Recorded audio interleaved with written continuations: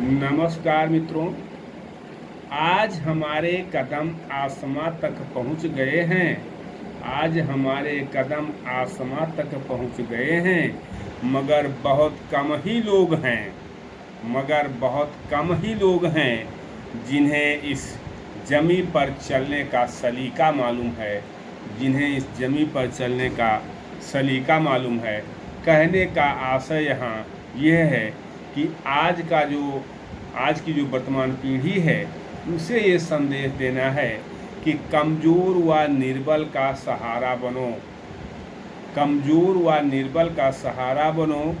महिलाओं का सम्मान और उन्हें साथ लेकर चलने का भाव अपने मन में लाइए।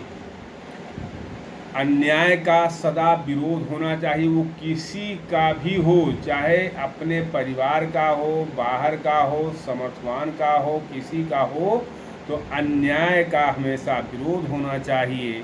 और शांति प्रियता होनी चाहिए, लेकिन शांति प्रियता कायर की नहीं बल्कि वीरता की होनी चाहिए। और उदारता व्यक्तित्व को संपूर्ण बनाती है, इसलिए बच्चों उदार रहें, सहनशीलता लाइए।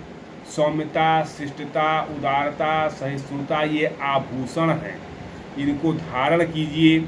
जहाँ तक हो सके मित्रता, सहयोग और सामंजस्य के बल पर ही परिस्थितियों को सुधारने का प्रयास किया जाना चाहिए, या परिस्थितियों को सुधारने का प्रयास कीजिए, किंतु आवश्यकता पड़ने पर कठोरता से परहेज कदापि नहीं करना चाहिए। अगर आवश्यकता पड़े तो कठोरता भी लाइए, अन्यथा कायर कहे जाएंगे। हमेशा शांतिप्रियता वीरों की होनी चाहिए, कायर की नहीं। लोग दूसरा सामने वाला ये न समझे कि आपने डर करके शांतिप्रियता दिखाई है। शांति कभी भीख से नहीं मिलती है। आज अगर दो देश आपस में हैं, दोनों शक्तिशाली हैं, तो शांति स्थापित रहेगी। एक कमज़ोर है, एक शक्तिशाली, तो शांति नहीं रहेगी।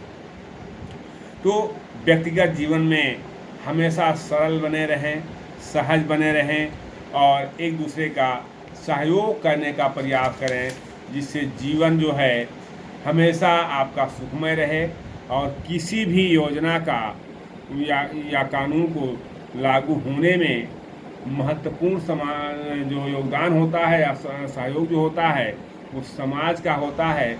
आप समाज के सक्रिय सदस्य बने और समाज में जो कानून है, जो नियम है, उसको लागू करने में अपनी महत्वपूर्ण भूमिका अदा करें। क्योंकि हमेशा इस बात को ध्यान रखें कि परिवर्तन से डरना और संघर्ष से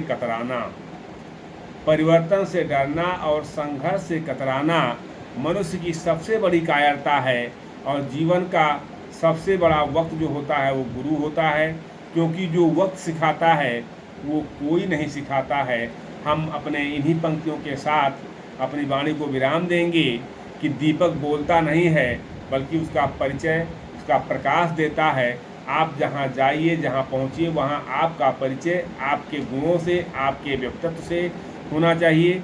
ठीक उसी प्रकार से आप अपने बारे में कुछ बोलें ना, बस अच्छे कर्म करते रहें और वही आपका परिचय देंगे। तो ज़िंदगी कभी आसान नहीं होती, इसे आसान बनाना पड़ता है। कुछ नज़रअंदाज करके और कुछ बर्दाश्त करके। इन्हीं शब्दों के साथ मैं अपनी वाणी को विराम देता हूँ। बहुत बहुत धन्यवाद। और युवा पीढ़ी अपने आप को समर्थवान बनाए। Thank you.